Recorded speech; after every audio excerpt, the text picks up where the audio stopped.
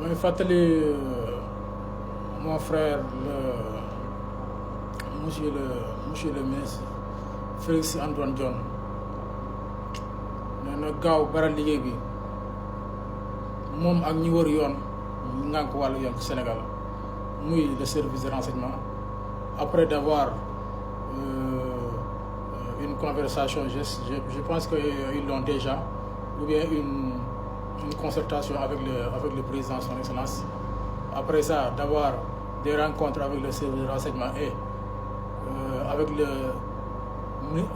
ministre de la Justice, avec le procureur et le service qui donne les autorisations ou bien les non-autorisations des personnes qui veulent faire des marches pacifiques ou bien des marches utiles qui peuvent servir quelque chose le pays. Da nga gisee administration bi gisee ñooñu ñëpp ñu ngànk wàllu yoon les gendarmeries, la police et les militaires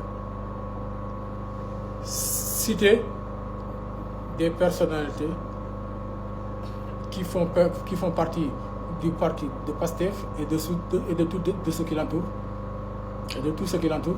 Cette organisation terroriste, malfaiteur et criminel, jot na nga jël sa carnet de notes ñi ci bokk ñëpp ak ñi képp ku leen di jàppale ak képp ku ci mêlé ak képp ku leen di képp ku leen di supporter jot na nga jël seen carnet de notes yéen ñi ngànk wàllu yoon di leen noter leen benn par benn ci bopp yi parce que il est temps, on n'a plus le temps à perdre. On a assez perdu de temps avec le procureur Bassirou Gueye. On a assez perdu de temps avec lui.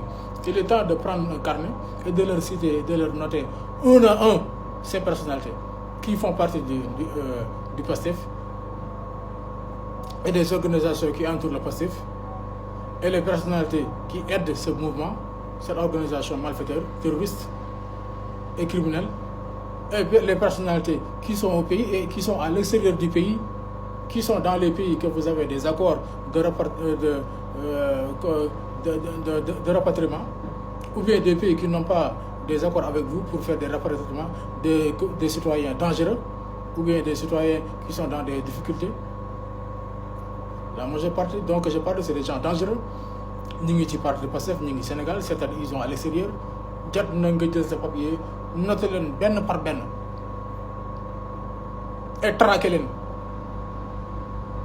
benn par benn fépp fu ñu nekk ci Sénégal fépp fu ñu nekk ci àdduna bi l'État du Sénégal a le droit de traquer ces personnalités benn par un. Les gens de PASTEF et les gens qui leur aident et les gens qui leur soutiennent de près ou de loin. Il est temps que vous le traquez un par un, le système judiciaire du Sénégal. Il est temps de traquer ces gens et de dissoudre cette organisation terroriste. Il est temps de le faire. Prendre les notes dès maintenant, un par un. C'est des centaines, c'est des milliers, ils sont nombreux et ils sont partout dans le monde. Et ils ont la responsabilité de tout ce qui passe depuis le 23 mars. C'est eux les responsables. Depuis le 23 mars, c'est eux les responsables. Et d'être prêts pour faire une plainte de l'État, une plainte massive pour ces gens-là. Là où ils sont, n'importe quel pays où ils sont, dans ce monde entier, vous avez le droit de le traquer, vous le ministre de l'Intérieur, et le ministre de la Justice, et l'armée. De traquer ces gens où ils sont, partout où ils sont dans le pays ou à l'extérieur du pays. bi ma gisee MC Niass moom naan télé moom MC Niass mi fi defoon vidéo publié ko dans les réseaux sociaux en disant que il ne va y aller nulle part, il va rester dans le pays